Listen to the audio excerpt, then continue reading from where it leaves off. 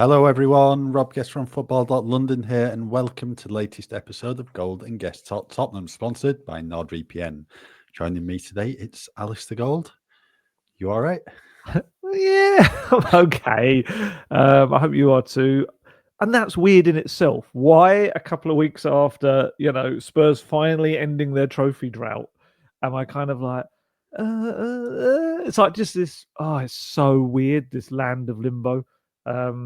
I should tell people I am heading off for just 3 or 4 days after today. I had no thought that we were going to get to this stage, and it was the potential to do that stupid thing again where stuff happens when I'm away. I genuinely thought by this point there would have been some indication of what is happening with the managerial position at Tottenham Hotspur, and it is absolutely mad that what are we now? Is it 2 weeks? How far are we since the final? 15 days. 15 days. 15 days since Spurs finally kind of lifted a trophy.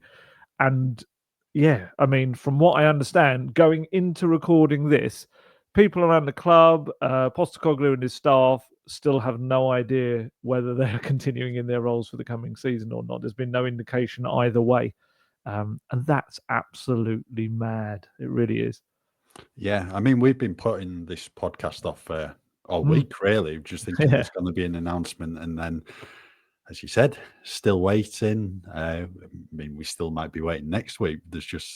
We have no idea when there's going to be an announcement regarding it. I mean, let's be honest. When's it going to happen? We just have no idea.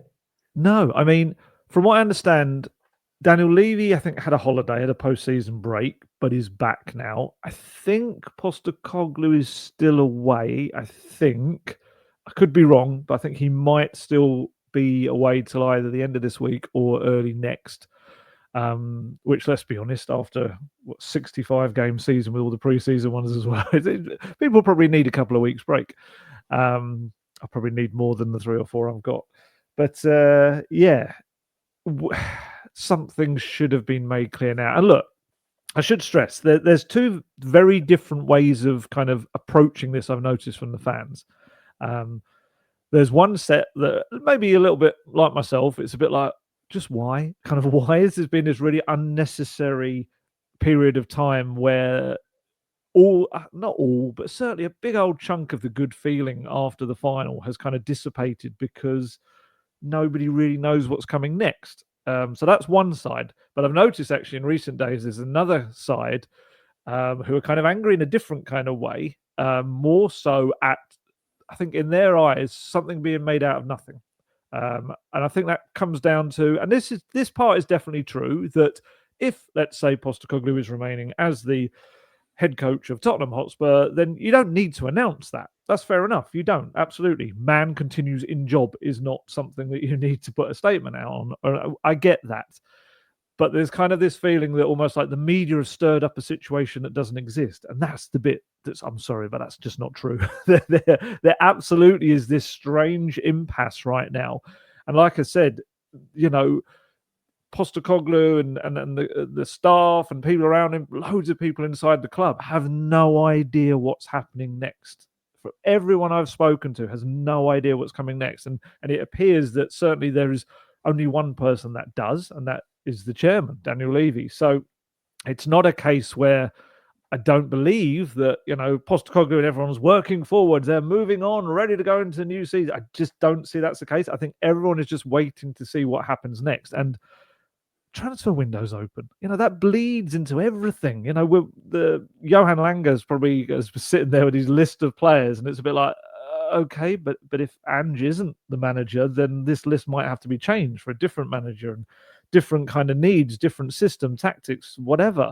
It's all very well. Someone might come in saying playing a 4-3-3 or something like that, but ultimately it doesn't. The system could be completely different. And yeah, there's so much that's kind of riding on this little piece of knowledge that only one man currently seems to have in his head. And yeah, I think it's also, yes, they wouldn't put out a statement if he was to be staying, but it would be made very clear to people through various avenues. We would find out very quickly, whether it be through agents, whether it be through people in the club, outside the club, whatever. It would be very clear that if Ange Postecoglou was staying, and likewise, it'd be very clear if someone was ready to come in and take over. So it is this odd limbo. And it shouldn't be that way. It shouldn't. Vinay Venkatesham's come in as a new CEO this week. And I can only imagine he's walked into a club where everyone's stuck on pause. So I've loads of people just standing like, don't know what to do next. It's just such a shame, because it should have been a moment when everything pushed forward with great excitement, and it's Tottenham, so it just hasn't happened. I never expected a quick decision over Ange in the days straight after the Europa League finals. Yeah. I think chairman's got to take the emotion out of it and just think and make a decision. But we're now 15 days on, and everything's still uncertain. Everything's still up in the air. And as you mentioned, in regards to the transfers, Liverpool are making moves. Arsenal are making moves. I know they've not signed anyone, but it looks like they're making good progress on transfers. Chelsea have signed Liam Delap already. Manchester United brought in Cunha. Looks like they're going to get Mbuemo from Brentford. And go back a few weeks, Tottenham and Manchester United were in this battle not to finish 17th in the Premier League table, and also battling for the Europa League final trophy. And because they were so low down in the Premier League table, both clubs had an awful lot to do in the transfer window. And United really have 120 million head start over Spurs now, bringing in Cunha and then looking like Mbuemo's going to sign on the dotted line as well. So we just need clarity regarding it. That's all parties involved. We just need a decision and move forward, because it's a big summer for Spurs. There's an awful lot for the club to do. It's just such a shame that, because there was the promotional video for the new shirt the other day when everyone was saying "I do" at the end. If Ange was saying and he just pops up at the end and said "I do" it'd been brilliant. With a shirt with season and then 3 underneath it. That would have worked very nicely. But yeah, it's like, I absolutely agree with you. I think everyone expected probably a week, just for everyone to settle, everyone to kind of reflect. But it just feels like there's been another week on top of that, and it's a bit like, this is a bit weird now. It's like kind of like an alternate version of, remember 2021 when we had absolutely managerial chaos when they were trying to appoint someone, but in that case there was no one in the job. Whereas now it feels like this weird kind of, it's similar, but it's not, in that year. I mean, it was like manager after manager was being approached, was rejecting it. They had people that were about to appoint, and they changed their minds. And it was honestly, it's still one of the worst summers of covering Spurs I've ever had. It was just utter chaotic mess. And then Paratici kind of came in halfway through, didn't he, and just caused even more chaos to it all. He like kind of whipped the tablecloth off, and all the plates and everything fell on the floor. Had to put it back on again. And this one just kind of feels like, I don't know, it feels like getting stuck on pause in a similar way, but yet also not the same, just purely because there's a person there. And I guess it kind of goes into a certain area where I suppose it becomes a little bit disrespectful, I suppose, to Postecoglou as well. It's like, I think if anyone deserves to kind of know what's happening next, it would be him. And yeah, it's just mad. And seeing other people linked with your job and names mentioned that, potentially have been spoken to or sounded out and things like that. And we've got players coming out and backing him and saying they want him to stay as well. And this isn't like players just asked and giving a kind of a basic, bland, "Oh yes, he should stay" kind of thing. These are players properly going out to bat for him and saying quite passionate kind of answers about him and how important he is to them and everything. So actually, there was one I just literally was reading about. There was a bit of a debate, I think, on one of the radio stations as well, about whether players should play any part in a new manager staying. What do you think about that?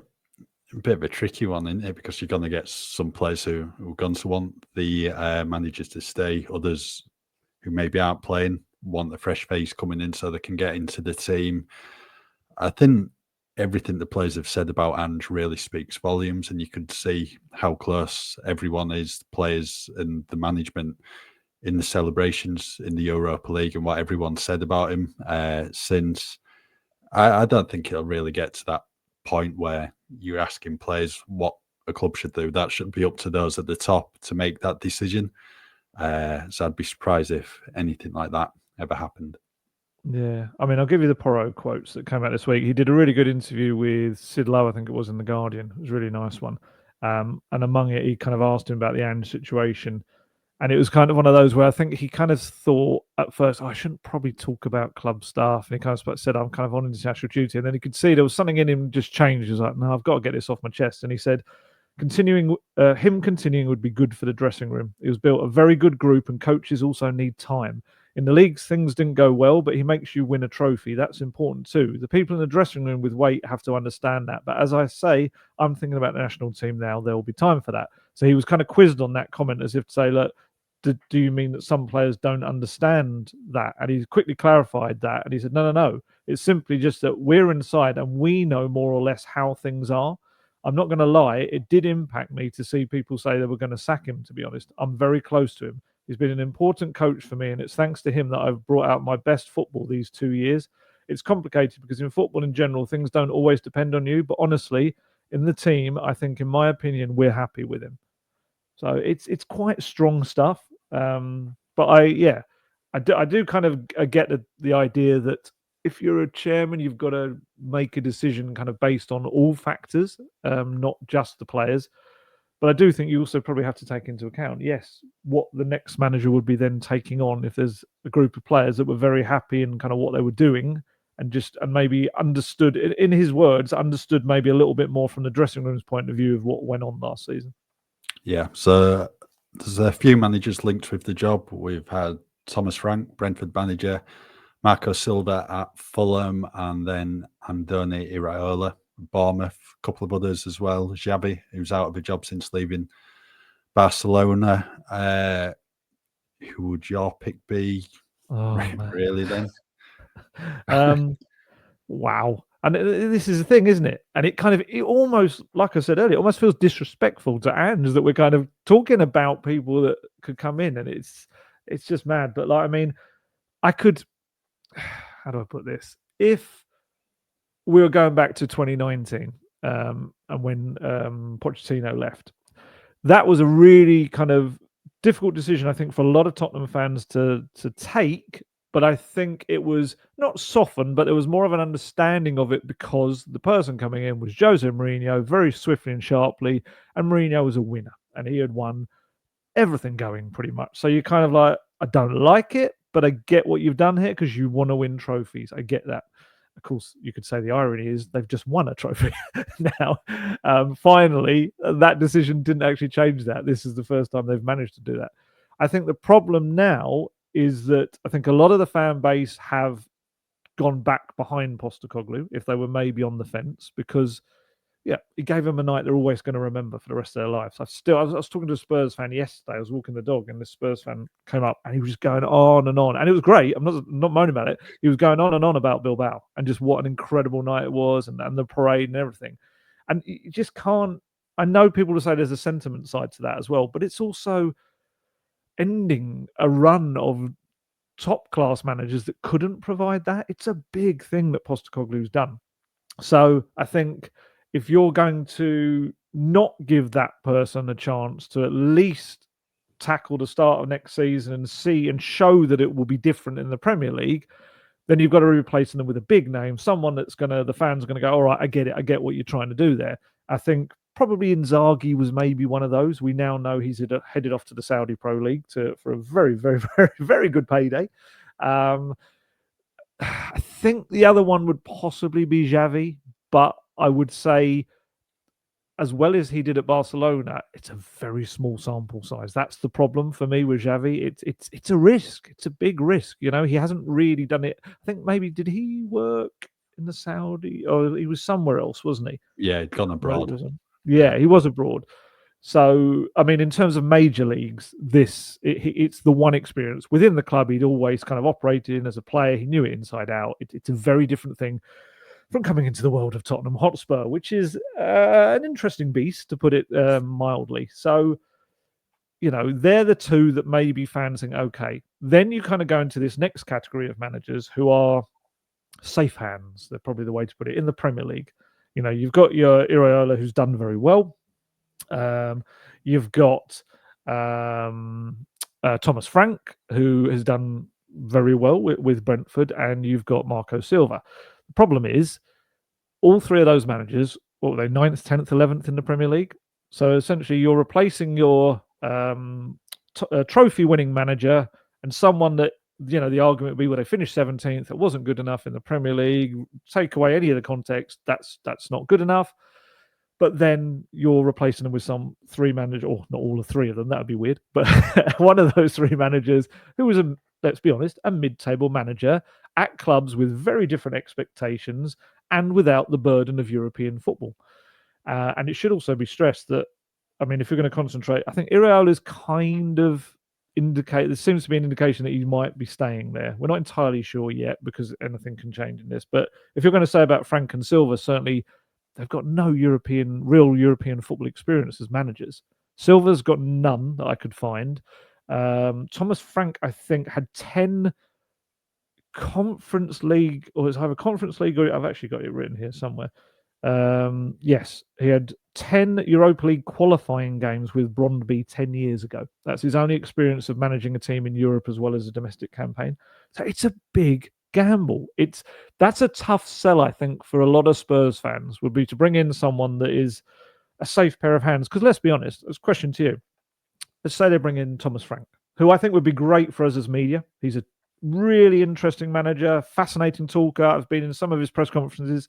They've been amazing. He really kind of is fantastic to listen to, and I think he'd be a great kind of communicator for players. I mean, but however, let's say he comes in and takes Spurs into the top 6 next season. Is that good enough? Well, it might be for some. Some probably want another trophy now. They've got a taste of winning it. So this is the thing you've got to weigh up. I mean, would you swap 17 from winning a trophy for 4th, just a Champions League place, 5th Champions League place? Because these past couple of weeks have just been fantastic for Spurs fans, and they wouldn't swap it for anything else. So it's what you want. In terms of that, if you finish in 4th, 5th, 6th, yeah, it's good money in the Premier League because it's like 2 million each position. It goes up. Yeah, almost 3, So Spurs haven't done so well in terms of Premier League money this season, but they've made that up by winning the Europa League, and they've got a trophy to the name. So it's one of these things what you've got to weigh up. But in terms of Thomas Frank, I'd be interested to see how he actually does at a top Premier League club, because he's done a fantastic job at Brentford since he came in. He could do well. I should stress, we're not saying that they're not going to do well, just saying it's as much of a gamble. So, I mean, Brentford, traditionally what? League One club, really? Yeah. Punching above the weight. They've come to the Premier League. I think that's 4 seasons they've been in now. Never been in any danger at all of going down. They've been fantastic. I mean, going into the season just gone, there was an awful lot of talk pre the first game about how are Brentford going to do without even Tony, because he's gone to Saudi Arabia. During the season, no talk about Tony whatsoever, because you've got Mbeumo and Wissa scoring goals for fun. Now, the thing for me is, if I was Thomas Frank, why would I swap Brentford where you're not under any pressure?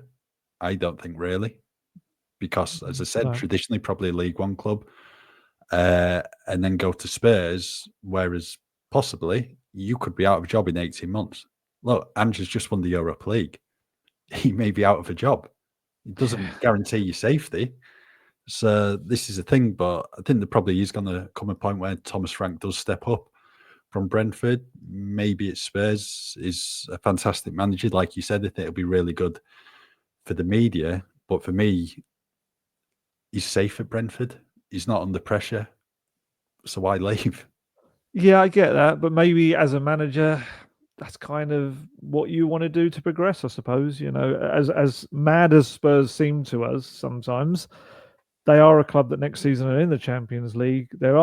It's a bigger club, you know, great facilities for a coach to kind of those training pitches and everything to work in that complex and everything. I guess it is a step up, with no disrespect to Brentford, but it is. So I can understand why he would probably leap. And also Johan Lang, a fellow Dane there to kind of work alongside. So I get that side of it. Absolutely. That's if he's still at the club.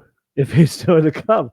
We are yet to see what happens with Fabio Paratici. That it feels like everyone inside the club, or a lot of people certainly expect him to come back, but we've got to wait to see. I think he's got a civil court trial still going on over everything that happened at Juventus with a few other kind of figureheads there. So I don't know whether Spurs could technically bring him in. I know his ban ends, I think maybe it's already ended, or maybe it's the end of this month. Either way, you kind of it's maybe a little bit of a gamble if there's a court case still going on to bring someone in like that. But yeah, this is what I've said. Of kind of like from a journalist, my journalist head on, I think Thomas Frank would be fascinating. He'd be really interesting. But I also think, you were speaking about the finance earlier there. When you look at it, to remove Ange and his coaching staff, the amount of money that would cost, to then bring in someone like Thomas Frank, who I think there was talk had a release clause as well. That's the first bit of money. So you could say, I don't know, I'm just kind of plucking figures out of my head now. But if you're going to spend, I don't know, 20 million or something on making that change with paying off and bringing in, but it's not even that. It's changing a squad to fit a new manager. That's going to cost you more than adding to a squad that's already been built for a manager. So it could end up actually you kind of fritter away a lot of the Champions League kind of money that you'd brought in, which, to be fair in itself, was probably just balancing up the lost 30 million or so with the Premier League prize money.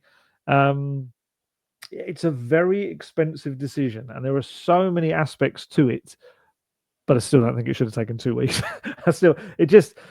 It just kind of makes you wonder why, and it leads to speculation. And there's been some crazy rumors out there about things going on at the club and not happening at the club, and I think we're one step from suggesting aliens have come in and taken Daniel Levy away and stuff like that. It's like it just opens this big thing, and I think removing Postecoglou also creates this massive what if. It really does, because if the next manager comes in and fails to kind of replicate anything at the level that Postecoglou managed in winning a trophy, then I think the kind of the fans will always think, well, what if we'd kept him? What would have been season 3? He made us a promise that in his second season he'll always win stuff, and he did. And then he's promised us that season 3 was going to be even better, and you never gave him the chance to do that. It's a huge what if moment. And actually, I don't know what you think about this, but if you make that call when it is probably the biggest decision maybe in Levy's time, maybe in the 4 years he's been there, does his own job as chairman become quite difficult after that, or very difficult? Oh yeah, I mean, you've seen what it's been like during this season with, I think, change of Spurs, demonstrating outside the stadium, inside the stadium during games. Yeah, it could quickly unravel, really, at Spurs. Say if Ange went and then the results don't go their way, and maybe it's a repeat of the Nuno situation 3 months in, where you're then looking for a new manager. But this is the thing, we don't know. If Ange starts the season, they might start really well. If a new manager comes in, we don't know. They might start really well, or they might struggle. These are the things we just don't know. But I think Ange probably deserves a go at this season coming up, just because he's won this European trophy, what Spurs have been crying out for. For me, Thomas Frank, yeah, I think he's a good manager. Like the Marco Silva links, I just don't really understand. I think he's a decent manager, done a really good job at Fulham, got them up, got into a good position. How did he do at Everton? Not great. Started okay, didn't he, first season? I can't really remember a lot of it. Is that exciting, was it? No, I mean, it's just we cover so many matches a year. I go watch Everton at home all the time. Yeah. Like everything just like blends into one. There's only a few memorable points. And there was a good run towards the end of his first season at the club. I think it'd be like Man United 4-0 at home, beat Arsenal, had a really good performance away at West Ham. And then the next season, terrible run. He got the bullet in December, probably could have gone earlier. It just didn't work out for him, but he's done a fantastic job at Fulham. Got them like challenging for Europe. I can maybe understand if Ange goes, if you've got someone like Pep Guardiola or Jurgen Klopp ready, who's available. But to swap for someone, mid-table of the Premier League, yes, they could do fantastic. We just don't know. But I think for me, as I said, I think Ange deserves a go at next season. It's just such a gamble. I mean, Silva does have the head-to-head record over Ange. Yeah. Frank doesn't at all. Thomas Frank has not beaten Postecoglou since he's came to the Premier League. I think it's actually 3 out of the 4 games Spurs have won, and I think they've drawn the other one. So, yeah, I mean that's another aspect to it. I suppose if Thomas Frank were to come in, Ange would quite rightly say, "I've beaten him every time I've played with my team, barring one game when we drew." So, there is so much to it. It's just, I just can't believe we're still here 15 days later, even discussing kind of it, when we should be talking about the signings that Spurs are about to make and this and that and the plans being put in place. Because, like I said, it was so exciting. I think everyone's like, we got Champions League football there. It's like a completely different outcome now. Let's build on this. And everyone's now just like, can we just get a move on now?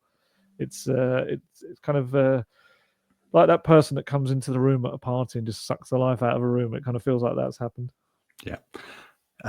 Changes are taking place at the club. We've seen some changes already this week. Donna Maria Cullen, she stepped down from her role as executive director. That was on Monday. As you mentioned at the start of the pod, Vinay Venkatesham, he started his role as chief executive officer on Monday as well. So changes are taking place. It looks like it's going to be a new Tottenham going forward. It's just now in terms of that top job. Yeah, well, this is it. I wrote a piece earlier was it last week, saying that huge changes were coming to Spurs. Like, everyone inside the club feels like it's going to be a very different Tottenham Hotspur, within, like 2-3 weeks to a month or so. And a lot of that has been these changes at the top. I mean, obviously, Donna Maria Cullen going, she's maybe not someone that's as well known to the kind of outside world. I mean, the media, we didn't really have many kind of dealings. I certainly didn't. It was more like a kind of a hello when you would see her kind of around stadium or on the tours and things like that. As in not tours around the stadium, the pre-season tours. She wasn't a guide or anything like that. But she certainly has been a part of the club for a long time. I think 3 decades, I think. And I certainly know she had quite a big part to play in the Tottenham Hotspur women kind of getting to where they've come to now from where they were as well. And I think the foundation too. But I think also it seems like she's been just a kind of trusted advisor to Daniel Levy over a lot of that time. And I think that's going to be an interesting thing as well, the departure of that. She left the board on, I think it was maybe Saturday.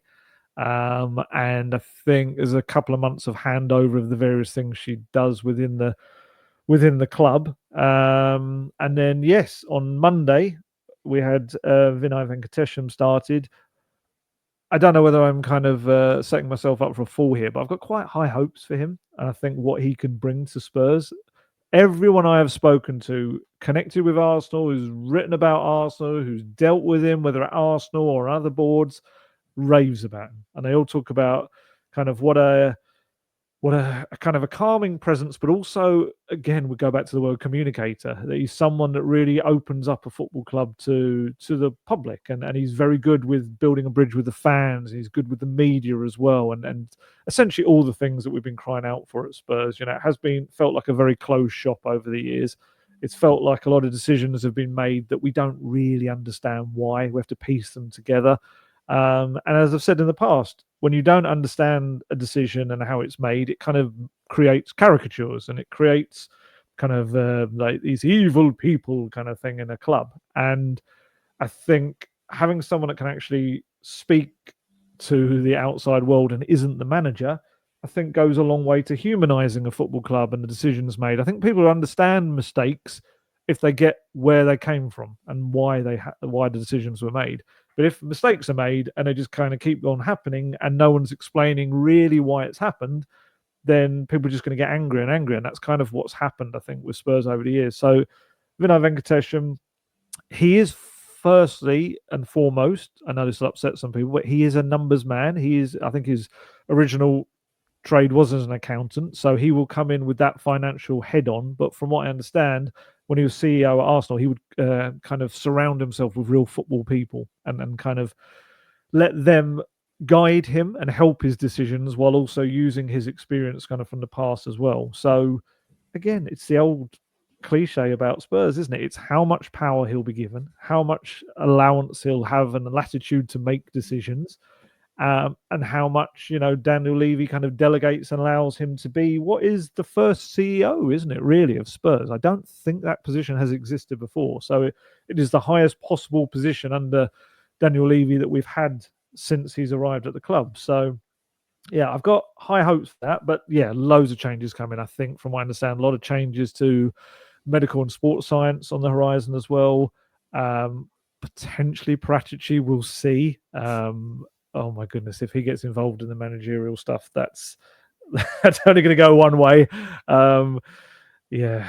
Still reeling from him convincing Levy that Nuno was the man to go with. And look, no disrespect to Nuno, he's done very well since, but certainly wasn't the right man at the right time for Spurs. And yeah, as you said, we wait to see whether this change includes Ange Postecoglou or does not include him.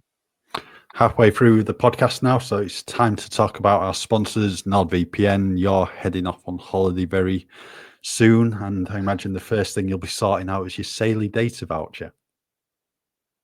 I am. I'm doing exactly that. I'm not going too far, but I am just going to pop abroad for a couple of days, and I will certainly be using Saley because I've used it before and it's brilliant. And if you're not aware what Saley is, it's part of NordVPN's kind of services. It's an eSIM that is so much cheaper than kind of using your network's mobile data, which can be incredible daily kind of costs on that. Even sometimes the kind of the bulk things they do cost loads, and Saley's very, very well priced. It's really good. It's far cheaper than using the roaming costs.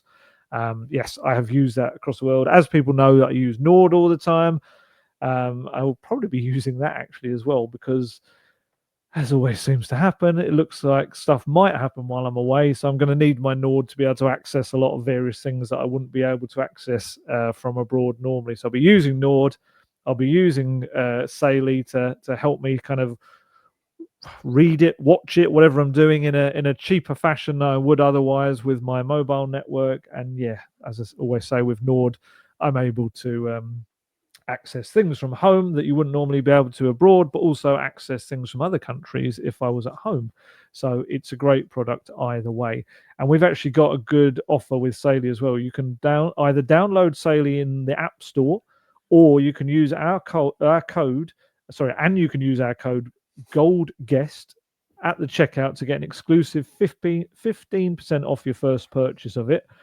So it's even cheaper than it normally would be. But you can also go online straight to saley.com/Gold Guest and use that discount Gold Guest as well to get 15% off.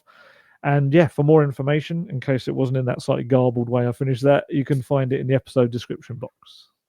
There has been another departure from Tottenham this week, and that's Ryan Mason leaving the coaching staff. He's been linked with a few jobs in the past. I think Swansea and Elect as well. Never made the move, always remained with Spurs, but the opportunities come up. We saw Chris Davies do so well at Birmingham last season, and I reckon they'll be pushing for promotion to the Premier League this year. So Ryan Mason, he's gone to West Brom. He'll be coming up against Chris Davies. Mason's first permanent job as a head coach in football, and it's going to be quite a good one. You'd think West Brom just not quite happened for them in terms of the playoffs. Season before last, lost in the semi-finals against Southampton last season, missed out, and the playoffs, they were in the playoffs for the vast majority of the season, and probably dropped out with about 7 or 8 games to go and just couldn't get back in. So it's up to Mason now to try and lead them back to the promised land of the Premier League. Yeah, I think it's a brilliant first step for him. It's kind of, he's been very carefully waiting, hasn't he, to kind of take that first managerial step. He almost went to Belgium, didn't he? And it didn't quite work for all parties. And now here he is at West Brom, which it just feels like a great stepping stone for him. And obviously with new managers, there's so many different things that can kind of come into play, and he's going to have to be wary of a lot of stuff. And yeah, his his coaching team's an interesting one. It's kind of like a mixture of people he's worked with before and people that have already been at West Brom as well, which is good for him. Gives him a bit of kind of both sides to it. And I think it's lovely that a guy that is so ingrained at Tottenham, came through the system, that he finished it all off with a trophy. I think that's just really cool. And actually, I should say on the trophy in the Europa League final as well, we've got a really cool pull-out or standalone, I think they call it, this 40-page special commemorative edition about Tottenham's Europa League triumph, which we kind of all had a bit of a hand of putting together. It's put together by the Daily Mirror, technically, which is part of the company that we all work for, that employ us, that are part of football.london as well and everything. So we've all kind of played our part. I think you literally open it up and there's a big double-page splash of kind of a piece I wrote after the final as well. And it's just a really cool way to remember the final. I know thousands have kind of been snapping them up. If you want to get them, I think it's £3.50 they cost, and they're on. Look across my social kind of media profiles. If you follow me on anything, it's on there. And I think anyone that subscribes to our Spurs newsletters should have all the links on there as well. It's just a very cool thing, which you handed me one in the office, didn't you? And it's a very well put together product, and it's just got tons of photos from Bilbao as well, and just loads of kind of pieces and comments on it, on the journey that got there as well. So it's all very cool. It just reminded me talking about Ryan Mason about that. But yeah, back to Mace.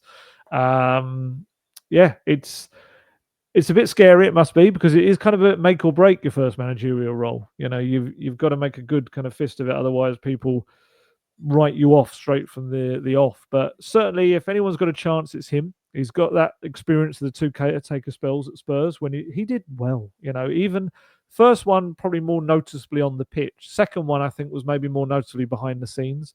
He was knitting together a lot of chaos that had been left by the Conte kind of reign, and he did that. And I think certainly people I've spoken to behind the scenes kind of acknowledged that when Postecoglou came in, there was less for him to have to kind of bring together than it had been if he'd come in when before the season had finished. So yeah, I think he's a guy with a really bright future, very highly rated.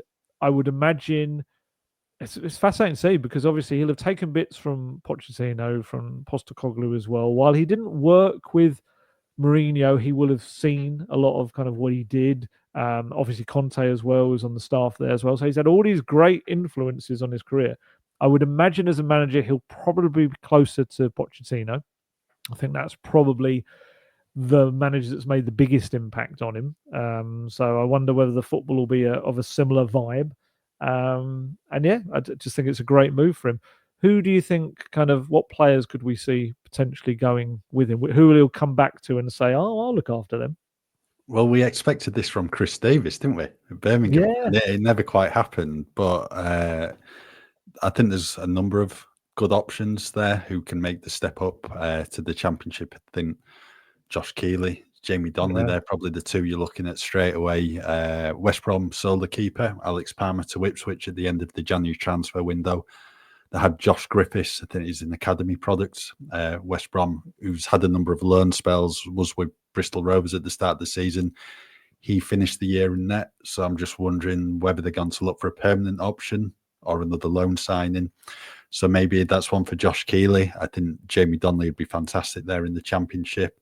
Yeah. I think they're just lacking a striker as well. So I wonder, did the return for Will Lancashire on loan never quite happened for him first time around in terms of the minutes and regular starts he wanted, because I think it was that signing of Adam Armstrong, an experienced Championship striker, right at the end of the window, really impacted his minutes. There's Dane Scarlett as well.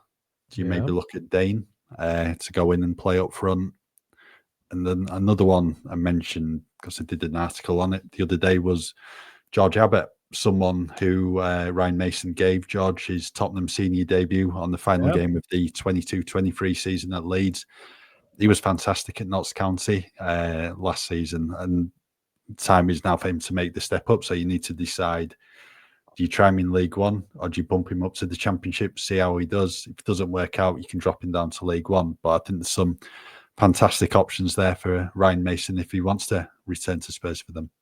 Absolutely. Yeah, I'd agree with a lot of those. I think I think probably also someone like Mikey Moore would probably Yeah. love to have a loan, because obviously he didn't play. He played a chunk of football during the injury crisis. Then obviously was unwell, but then after that had a good 3-month spell where he wasn't really playing much football. So I'd imagine young Mikey's probably seen the likes of Jamie Donnelly and thought, I know I'm a bit younger, but I could go out there and have a real season of playing kind of and develop. So I would be surprised if Spurs were to allow that to happen. I would imagine they'd want to keep him in-house right now, but I think he would be great for a loan like that. Definitely Will Lancashire. I could see that as a kind of a bring him back, because I think the fans took to him, the West Brom fans. I think they felt he deserved more chances than he was getting. So that's certainly a maybe. Yeah, I mean, Jamie Donnelly would be fantastic there. I don't know whether he'd want to stick around kind of locally again, like the Orient kind of move, or not, to a club kind of further down. It's not exactly it's not the longest trip in the world to kind of head up to West Brom, but yeah, Josh Keeley makes a lot of sense. What you're saying about the goalkeeper situation, George Abbott, yeah, it might be a little bit of a jump for me, maybe from League Two to the Championship. He did very well in League Two. I wonder whether they just a little bit more gradual with the way he does it, perhaps. And then yeah, you've got people like, I suppose, Ashley Phillips, Yang as well. Yang's an interesting one. I'm fascinated to see what they do with him next. You imagine they keep him for most of the summer, have a good look at him, work with him, get him out to Korea on the tour as well, and then it was kind of hit and miss, his QPR loan. There was like moments when he did, and that's pretty much how the people covering the club said that he was like, some games you could really see the exciting player, and some games he just was completely out of the match and couldn't find a way into it. And that's going to come, with a very raw young player from a very different league. But yeah, there's quite a few actually, isn't there? Alfie Dorrington as well. Alfie Someone else. Dorrington, he had a big time at Aberdeen, winning the cup there. I think that's kind of developed him hugely. I just had someone in my mind. Oh, I've kind of got to see what happens with Luka Vuskovic as well. Yeah. It might be that they keep him for the first half of the season, and if he's not getting the game time that he probably requires, maybe second half of the season they have a little look at that and how that works.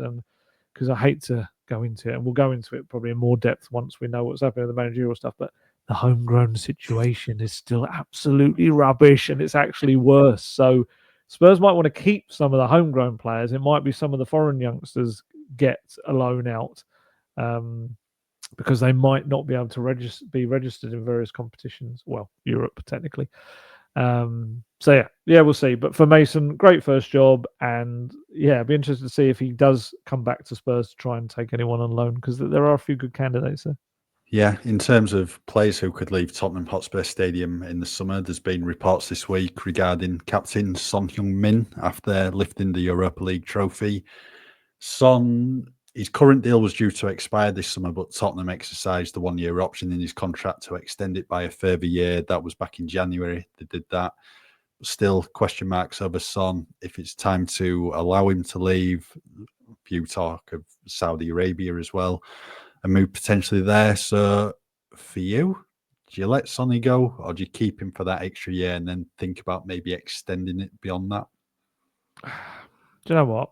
I think a little bit like Ben Davies. I kind of think it's almost like whatever Sonny wants at this point. I just think he's been such an amazing servant to the club. I think if he pushed this summer and wanted to leave, and depending on the other thing, I know it's such a mercenary way to look at it, but you've also got to count financially how much Sonny brings to Tottenham as well as being a fantastic player. Even this season just gone, was it so like 23 goal involvements, despite the fact that he kind of wasn't at his best last season, and he had a foot injury for a big chunk of it as well.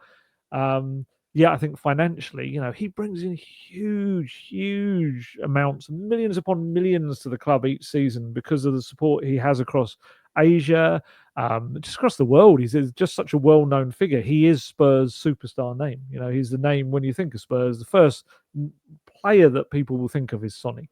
And the shirt sales must be incredible, and these tours, it's no coincidence they keep going to Asia on tour right now. I feel sorry for the American Spurs fans. They haven't been there in years, because they are 2018 maybe the last I one. think definitely was way Yeah. before COVID. Yeah, it would have been 2019 was Singapore. Shanghai and Singapore. Yeah, so I think that was the kind of when it became that. And obviously, we had an Australia one to Perth for the Ange effect. Although I think that was done before. I think that was in place before he was appointed. But yeah, they have made a lot of money out of Son. They have, without putting too fine a point on it, milked him for everything he's kind of been worth to them, because he is an incredibly popular, understandably and rightly so, player. So you would need big money, I think, to let him go, even with a year left in his contract, because you've kind of got to weigh up what he makes you over the next year to that as well, but also what he brings you on the pitch. And I do feel like if he can kind of get a bit of sharpness back to him, and definitely I don't think he's been moving right in a fair few games this season. He hasn't had those kind of sprinting runs that we've seen him do in the past. There's definitely something about him that needs a good kind of rest and recovery. Yeah, but like I say, I think it's kind of up to him. I think the Saudi League, certainly I can see that being a real eye-catching acquisition for them, because it's kind of big in Asia as well, and I think they would have then a big figurehead in that side of the world. But also, I remember we were asking him about him on one of the tours about a year back. Was it last year? Was that last time there was Saudi links? And he kind of shot it down quite emphatically, as almost as if to say, like, I want to play my football for the enjoyment, not the money. And it was quite strong on it. So I do wonder whether that's something that it maybe isn't in his mind. I do agree. I kind of get that impression from him. He's not someone that is there about the huge payday and stuff like that. Because let's be honest, he could go back to Korea at any point in his life and kind of be very happy and comfortable and whatever he wants to do, kind of thing, or anywhere else in the world. So I don't think it's a be all and end all for him. I don't know. What would you do?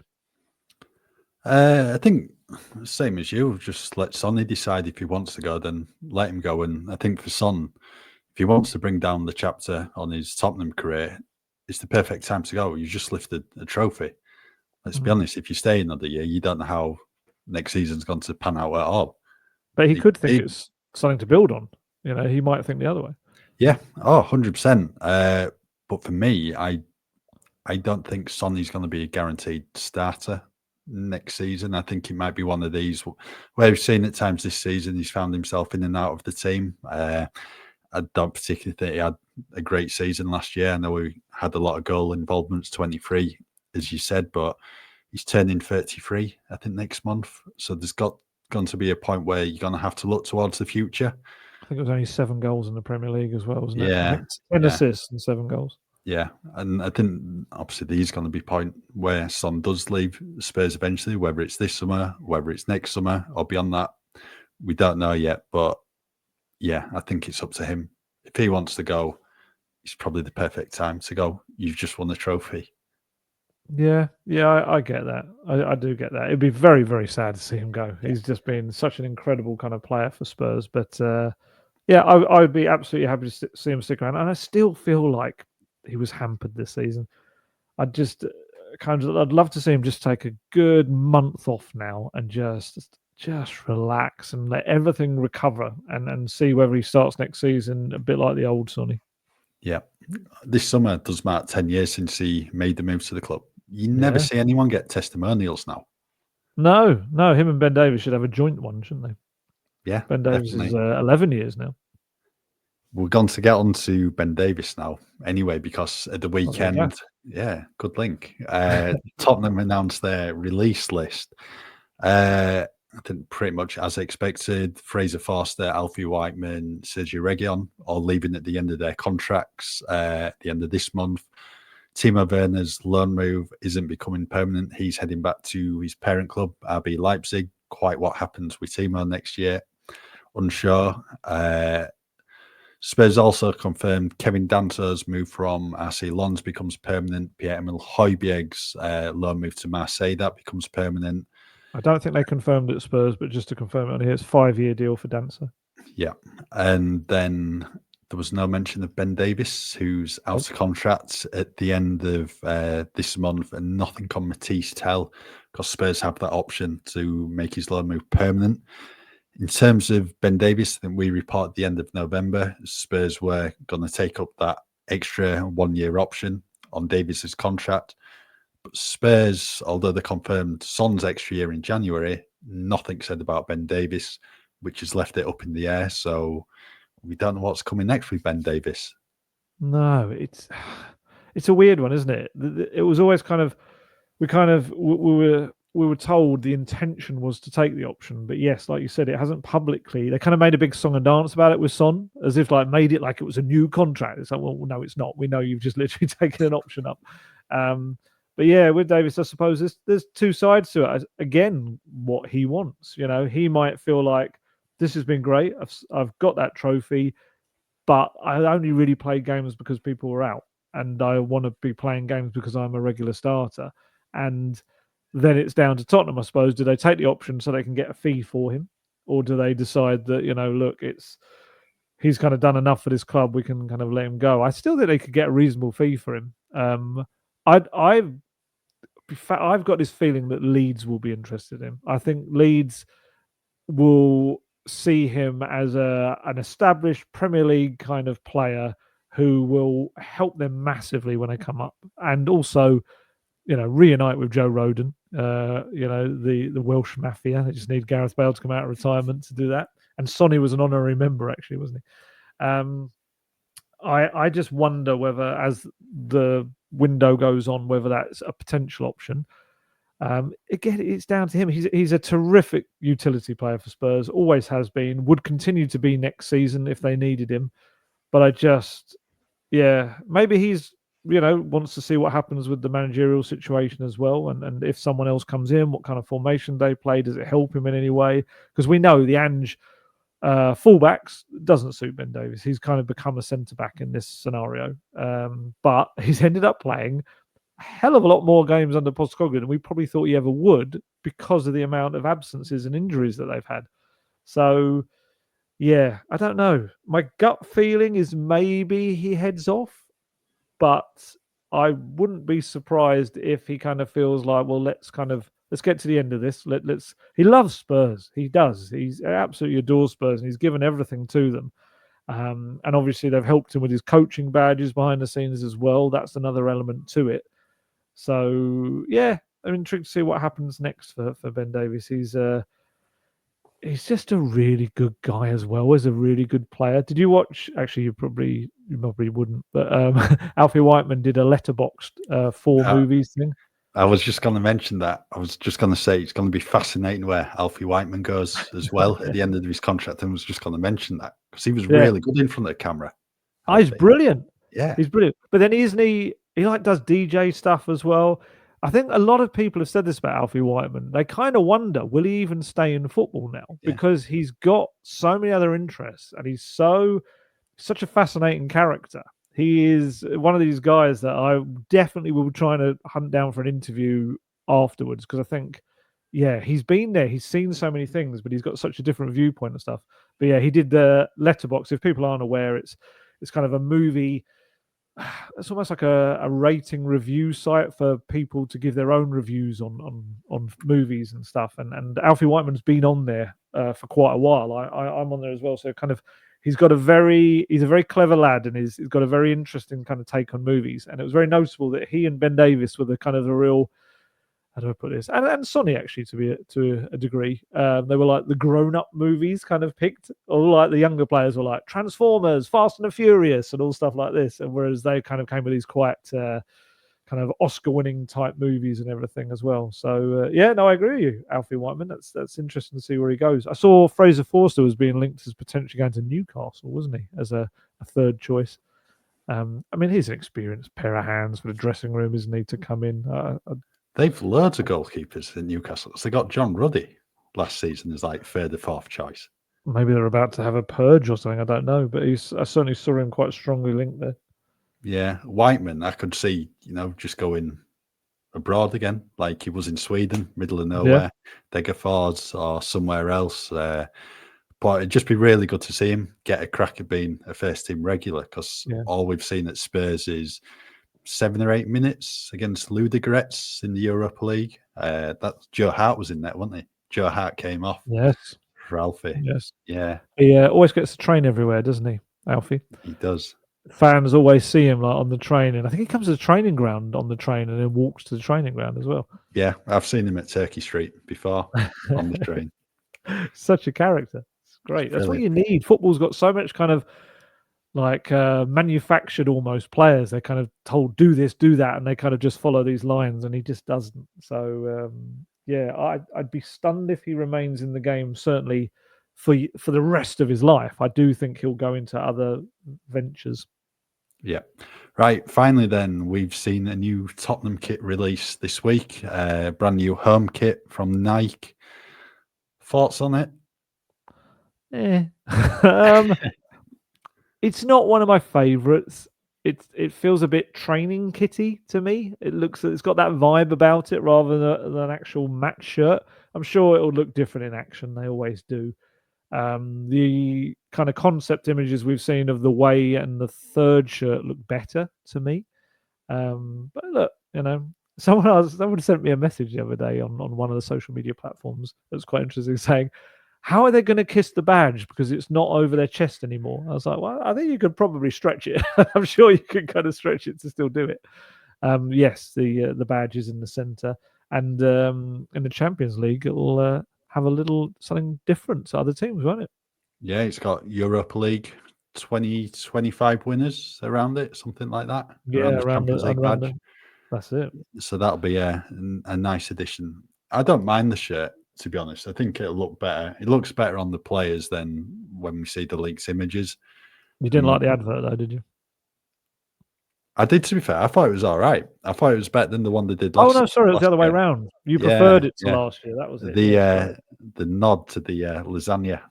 That was brilliant. It really was. I'm just not a fan of the centralized crest and logo, personally. But it reminds me a bit of the 06-07 home shirt, just on the back with like the navy blue butties on the sleeves. I mean, a lot were a fan of the season just gone with the blue sleeves. Yeah. But that's now going to be an iconic shirt. What's forever going to be linked with this Europa League win. Yeah, I thought you were going to say we've been 17th there. yeah, it is. And that. Yeah, I suppose it is. As you were saying that, I'm thinking in my head, I don't know. I think I kind of feel like the green one is because of the away performances. But then, they won in the final with the home shirt. So, yeah, you're spot on, really. Oh, I should say, we kind of touched on him there, but we didn't actually go into him until Matisse Tell. We presume Spurs are going to try to negotiate that fee down to something far, far lower, or maybe even another loan with then an option or obligation to buy at the end of it. I personally would like to see them do that. I'd like to see them try and get him in on a cheaper deal because I do think there's a lot to build on with Matisse Tell, and I don't think we kind of got to see the best of him. I think he was still adapting. We kind of always forget that about foreign players. They need time to adapt to a very different league and culture, and he was only 19 when he arrived as well. But yeah, we'll see with Matisse Tell. But yeah, the kit's all right. It's okay. But like I said, I've got a feeling that the other two are going to be the ones that maybe people are really going to like. Some people also pointed out the fact that Sonny was not heavily involved in the marketing or in that advert. He literally turned up in a very quick video for the home shirt, literally saying, I do, because it was all about the vow, wasn't it? But from what I understand, I think he's quite prominent in the other kits and in the overall package, let's say, of the kit launch. And there's been images of him wearing the new kit as well. So I don't think anyone that wants to read too much into that can probably do so. Yeah, so first time we'll probably see the first team with it on in action. Looks to be Arsenal, the North London derby in Hong Kong, pre-season friendly, but you would imagine there's going to be one or maybe two friendlies put in before that because there's space in the calendar. I saw on social media, I haven't checked it out yet. I saw on social media someone was claiming a potential Reading friendly, but I haven't looked into that yet. I've got to still do that. That's actually, you've just reminded me by bringing that up. But yeah, you would think they've got to squeeze in another couple. Well, that's what they did last summer, wasn't it? Hearts and QPR before heading abroad to Japan first up. But yeah, I'm sure Tottenham's pre-season friendlies will start to take shape very soon.